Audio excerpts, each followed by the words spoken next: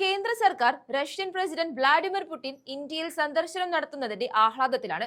23ാമത് India Russia വാർഷിക ഉച്ചകോടിയിൽ പങ്കെടുക്കുന്നതിന് വേണ്ടിയാണ് പുടിൻ ഇന്ത്യൻ സന്ദർശനം നടത്തുന്നത്. എന്നാൽ പ്രതിപക്ഷം കടുത്ത അതൃപ്തിയിലുമാണ്. കാരണം ഒരു പ്രധാനമന്ത്രി എന്നുള്ള നിലയിൽ ഒരു മര്യാദയില്ലാത്ത സമീപനമാണ് നരേന്ദ്രമോദി ഇപ്പോൾ കാണിച്ചുകൊണ്ടിരിക്കുന്നത്.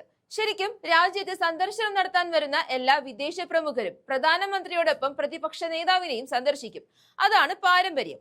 എന്നാൽ ആ പാരമ്പര്യങ്ങൾക്കെല്ലാം വിപരീതമായാണ് മോദി പ്രവർത്തിക്കുന്നത്. വിദേശ പ്രതിനിധികളോട് പ്രതിപക്ഷ നേതാവിനെ കാണരുതെന്ന് സർക്കാർ നിർദ്ദേശം നൽകിയിരിക്കുകയാണ്. അത് ഇന്ത്യയിൽ മാത്രമല്ല, താൻ വിദേശത്ത് പോകുമ്പോഴും കൂടിക്കാഴ്ച നടത്തരുതെന്ന് സർക്കാർ ആവശ്യപ്പെട്ടതായി രാഹുൽ ഗാന്ധി ആരോപിക്കുന്നു. സത്യത്തിൽ രാജ്യത്തെ കീഴ്വഴക്കങ്ങളുടെ ലംഘനം തന്നെയാണത്.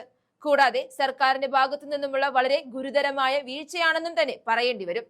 സത്യത്തിൽ ഇന്ത്യ മഹാരാജ്യത്തിൽ ഇത് ജനാധിപത്യത്തിന് എതിരായുള്ള പ്രവൃത്തിയാണ്. അല്ലെങ്കിലും മോദി സർക്കാർ അധികാരത്തിൽ കയറിയപ്പോൾ മുതൽ ജനാധിപത്യത്തിനെതിരായ പ്രവൃത്തികൾ തന്നെയാണ് രാജ്യത്ത് ചെയ്തുകൊണ്ടിരിക്കുന്നത്. കൂടാതെ ഇത്തരത്തിലുള്ള നടപടികൾ കൊണ്ട് സർക്കാർ ഉദ്ദേശിക്കുന്നത് പ്രതിപക്ഷത്തെ അങ്ങ് തകർത്ത് തരിപ്പണമാക്കാമെന്നാണ്. പക്ഷേ അങ്ങനെയൊന്നും തകരുന്ന പാർട്ടിയല്ല സർക്കാരെ കോൺഗ്രസ് പാർട്ടി. കഴിഞ്ഞ കുറച്ചു വർഷങ്ങളായി പ്രതിപക്ഷം ഉണ്ടാകാതിരുന്ന രാജ്യത്ത് ഞങ്ങൾ പ്രതിപക്ഷത്തിലെത്തിയിട്ടുണ്ടെങ്കിൽ അത് പാർട്ടിയുടെ തന്നെ വിജയം തന്നെയാണ്. അതുകൊണ്ട് അങ്ങനെയൊന്നും പാർട്ടിയെ തകർക്കാൻ സാധിക്കില്ല. ആ വ്യാമോഹം അങ്ങ് കളഞ്ഞേര്. കൂടാതെ ഇതിന് മറ്റൊരു വശം കൂടിയുണ്ട്.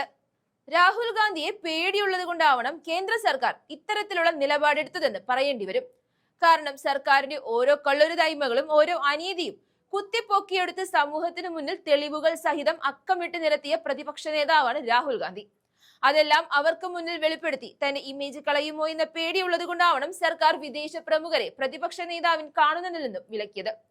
രാഹുൽ ഗാന്ധി കണ്ടുപിടിച്ചതിൽ സർക്കാരിന്റെ ഏറ്റവും വലിയ കള്ളത്തരമാണ് വോട്ട് ചോരി.